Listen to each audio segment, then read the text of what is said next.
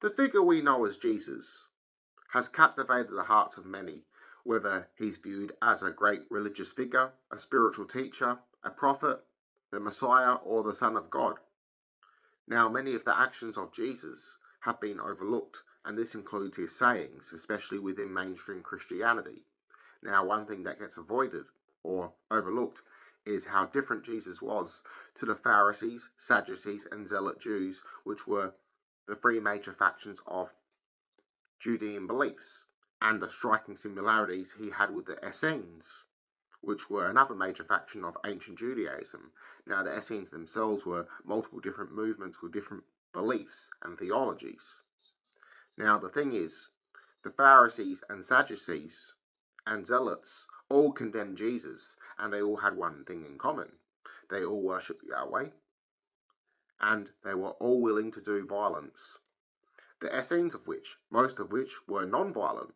There were some Zealot Essene factions, but most of which were peaceful, and many of them worshipped El Elyon as the most supreme, loving, perfect God, and they viewed Yahweh as a lesser god, or even as a pagan Canaanite god. We had multiple different views of what Yahweh was in regards to the Essene movements. We even have Jesus challenging the priests that worship Yahweh. We find so in John 8.44, where Jesus states to the Pharisees and Sadducees, the high priest, that they worship their father who is the devil, which he would not state about his own God. So let's go read this text. So let's go read John 8.44, the sayings of Jesus to the high priest. You are the children of your father the devil, and you want to follow your father's desires from the very beginning.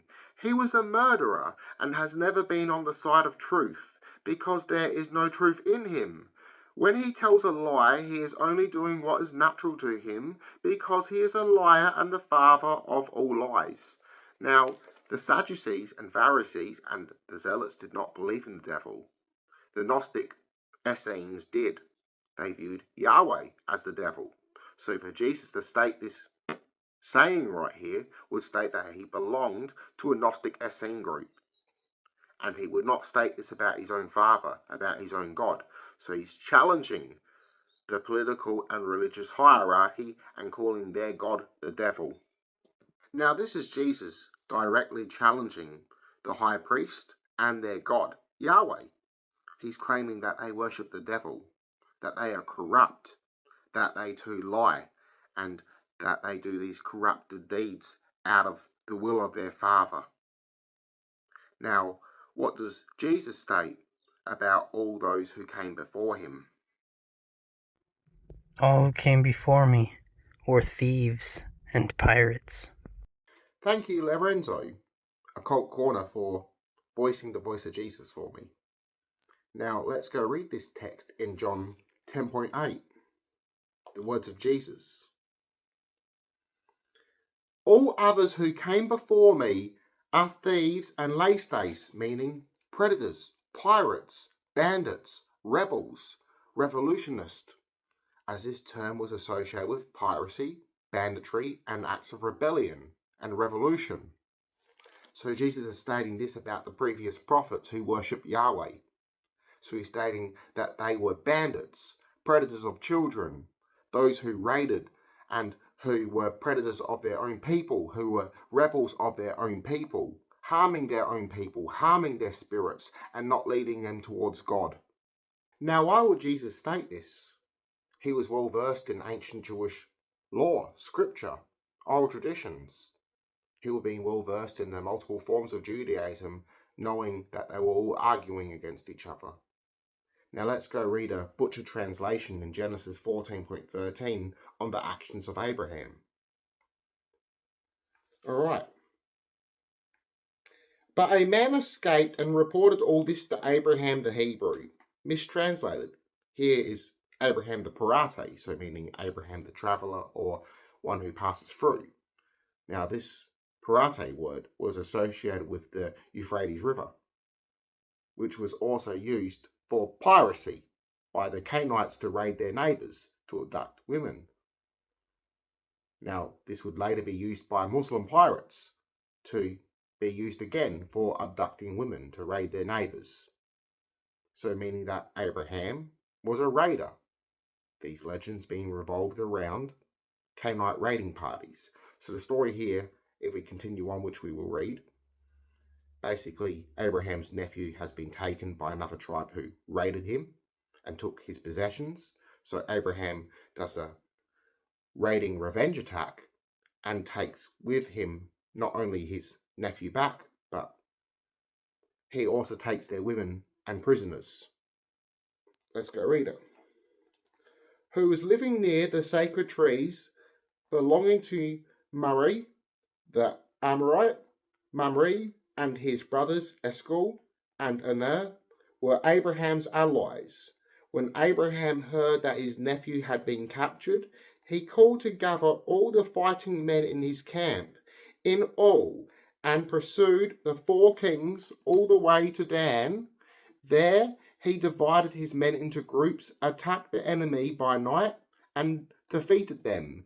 He chased them as far as Hobah, north of Damascus, and recovered the loot that had been taken. He also brought back his nephew Lot and his possessions, together with the women and the other prisoners. So he's taken their women, which was a common act in the ancient past, seen as their God-given right. Now, we see Yahweh even not only condoning these actions, but ordering them, and thus why Jesus called this God the devil, as virgins back then that were abducted were aged anywhere between 3 to 15 or 16. Now let's go read the actions of Moses receiving orders by Yahweh for forced marriages and spoils of war. So meaning that Yahweh's ordering forced marriages, so women to be taken by force against their will. Alright, so this is Numbers 31.32 to 35. The following is a list of what was captured by the soldiers in addition to what they kept for themselves, so spoils of war. 670,500 sheep and goats, 72,000 cattle, and 61,000 donkeys, and 32,000 virgins. Remember, virgins back then aged anywhere between 3 to 15 or 16. Disgusting. The half share of the soldiers was 337,500 sheep and goats, of which 675 were the tax for the Lord, so for Yahweh. So these are animals to be sacrificed or to be given to the high priest in disguise as an offering to God. Alright, 36,000 cattle for the soldiers, of which 72 were the tax for the Lord. 30,500 donkeys for the soldiers, of which 61 were the tax for the Lord, and 16,000 virgins for the soldiers, so forced marriages, of which 32 were the tax for the Lord, to either be sacrificed to Yahweh or to be placed into the temple as virgin brides to be married off to the Jewish nobility, to the upper class, which carried on through the Pharisee tradition of temple virgins, through the line of David, believing that one of these young virgin brides that were auctioned off to the elite could carry the Messiah. Now the Pharisees, a second temple period faction of Judaism during the time of Jesus, and before the time of Jesus, had the school of temple virgins, of which young girls raised in the temple as virgin brides from the ages of 3 to 14 or even 15, maybe 16, would be married off to the high priest or high kings of Israel or the nobility. Now, they came from the line of David, and it was believed that one of these young virgin brides would be worthy enough to give birth to the Messiah, and thus they were raised in the Jewish traditions, in the law, and were also associated with prophecy and vision. Now, the Sadducees ran the money trade of it. They in turn would do the money exchange for those who wanted to exchange their money into Israel currency in order to purchase one of these virgins or sacrificial animals. Now, in the Proto-Gospel of James, a 2nd century text banned in the 4th century by Pope Innocent I, records the Virgin Mary being a temple virgin, a dove in the temple, being given to Joseph at the age of 12 and giving birth to Jesus at the age of 13. Now, this being said, this book is not to be taken 100% historically, but it still holds this temple tradition, and it was the main reason of its censorship. Now, Jesus, in Matthew 21.12, goes into the temple. He calls the high priest lastes, predators, pirates, bandits. He flips over the tables and he whips them. And the children shout, "Save us, Son of David." So Jesus not only went to the temple to save the children, but he went there to stop the same trade that his mother was a victim of. This is why he was whipping the priest.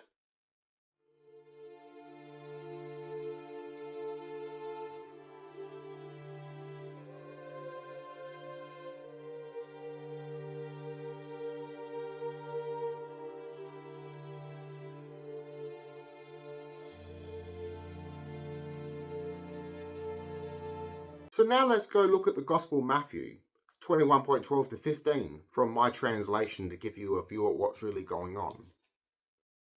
And Jesus entered into the temple or sanctuary and cast out all those who were selling or who sold and buying or purchasing or ransoming, acquired, so purchasing, acquiring a slave, a wife, in the temple or sanctuary, and overturned the tables of the money changers and seats of those selling or who sold the flock of doves, who were selling the virgin brides and the sacrificial animals. The Virgin Mary, a dove in the temple. The line of David were the doves, the priestesses, the oracles, the virgin brides. And he spoke, or reasoned, or stated to them. So he's quoting the text now. It is written, the house of me, so this is God, will be called a house of prayer. You, however, have made it a spalion, a den or a grotto or a cave or a hideout. Now, oracles would do drugs in grottos to receive visions. So these are young girls that are being given drugs by the high priest to receive visions. They themselves would also use these drugs. They would inhale cannabis to receive divine visions from God as well. So, a grotto, keep that in mind. Playboy grotto. 4. Pirates, rebels, bandits, raiders, predators, or brigands, lastes. So Jesus is calling them pirates, predators of children, predators of their own people, rebels of their own people. And the blind, or translates to mentally blind, those who could not see what they were doing was wrong. And the lame came to him in the temple or sanctuary, and he healed them, or he cured, served, or took care of, or helped them, or treated them. Therapeo, in Greek, being to render medical service. Sorry if I butchered the Greek. Now, let's continue. When the chief priests and the scribes saw the wonders that he did, and the children in the temple were cheering, or shouting, or crying out for revenge, or crying out, Hosanna, which means to save us, Son of David, they were angry. So they're crying out to Jesus for revenge, crying out to Jesus to save them. Jesus has liberated them from the sex trade. He saved the children. So the prostitutes associated with Jesus were the women that were the victims of the sex trade that he saved. This is why women and children loved him, and he was known to protect children for his acts of love, compassion. So here he's stopping the trade that his mother was a victim of. He's calling them pirates, predators. He's letting them know that they've turned the house of God into something disgusting. Now let's go read from Matthew 18.6. This is what Jesus states to anyone that harms a child. Whoever causes one of the little or young ones who believe in me to stumble or to be pained, to lose faith, to sin or offend, so to cause them pain, it is better for them that a heavy millstone were hung around their neck and that they be sunk or drowned in the depth of the sea. So Jesus is stating that the children of God are not for sale. This is why he states, do not turn the children away. Such of these belong the kingdom of God. They are the angels in heaven. So he's referring to the innocence within, and the innocence within that can be reflected in children, to remind us of our innocence and that we are children of God.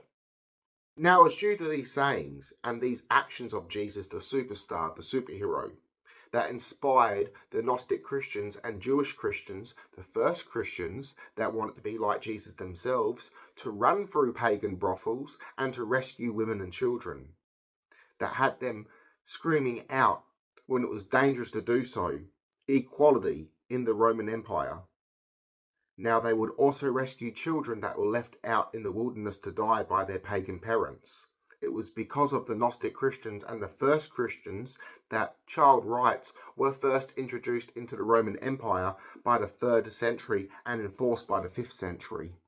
Now, Jesus was known for his acts of love and compassion and challenging the horrible social norms of the time, when the Pharisees and Sadducees wanted to stone the woman for committing adultery, which was law of Yahweh, to stone women. Now, Jesus steps in and states, whoever is without sin cast the first stone. So none of them were able to do so because they were all sinful. None of them were perfect. So Jesus challenged their law and saved the woman by doing so. Now, the disciple Bartimaeus, who was blind and mocked by the crowd and told to be quiet, Jesus healed him and in turn became his disciple. So Jesus in turn challenged the horrible social norms of the time and was opening people up to what was within them. He was challenging people to search within and to find the goodness within and to live in accordance with God, to build a personal relationship with God by connecting with the Spirit within, by finding your inner child to become a son of God for yourself. On Jesus' time and before his time and even afterwards, people that were sick or even those who had disabilities were considered to be punished by God. They were rejected by society. They were viewed being rejected by Yahweh, by the high priest, by the priests themselves. Jesus showed these people love. He would heal them and feed them. He accepted where Yahweh rejected. So, I hope you enjoyed this video and have more respect for the superstar or superhero that we call Jesus. Have a fantastic day, a fantastic night, full of love, blessings and gnosis. Peace and love.